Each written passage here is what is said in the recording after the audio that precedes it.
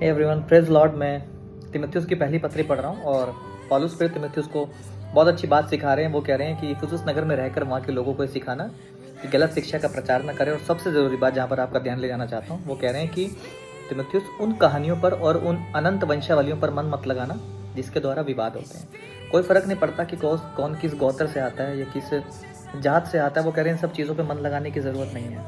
आज भी बहुत से झगड़े इन बातों को लेकर कि जात पात को लेकर, गोत्र को लेकर। पर आपको बताना चाहता हूँ, पौलुस फिर सिखा रहे हैं, कह रहे हैं कि इन बातों से सिर्फ झगड़े उत्पन्न होते हैं। पर सिखाना यहाँ पर वो इस बात को चाहते हैं कि जिनका जन्म परमेश्वर के उस अविनाशी बीज के द्वारा, जिन्होंने यीशु मसीह पर विश्वास किया, बाइबल बताती है कि वो परमेश्वर की संतान है और उनका नया जन्म उस अविनाशी बीज के द्वारा, उस जीवित वचन के द्वारा हुआ।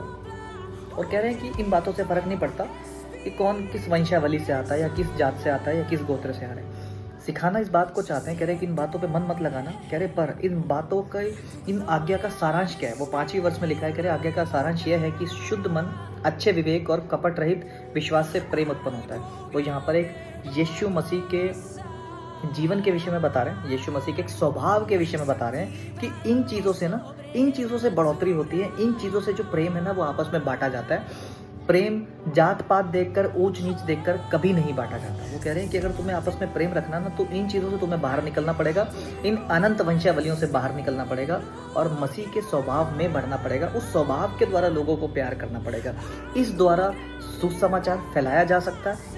यही तरीका है। इसलिए सबसे बड़ी आज्ञा बाइबल में दी गई है कि तू परमेश्वर से प्रेम रखना और अपने पड़ोसी से आपस में प्रेम रखना। प्रेम सबसे ऊपर रखा गया और यही पौलुस फिर तुमको सिखाना चाह रहे हैं कि उन कहानियों पर, उन जात पात की बातों से अलग रहना, पर आपस में ऐसा प्रेम रखना जहाँ पर कोई जात पात नहीं होती, कोई कुछ नहीं होता। सिर्फ ऐसा प्रेम जहाँ पर कोई कपट नहीं, कोई बेनिफिट नहीं।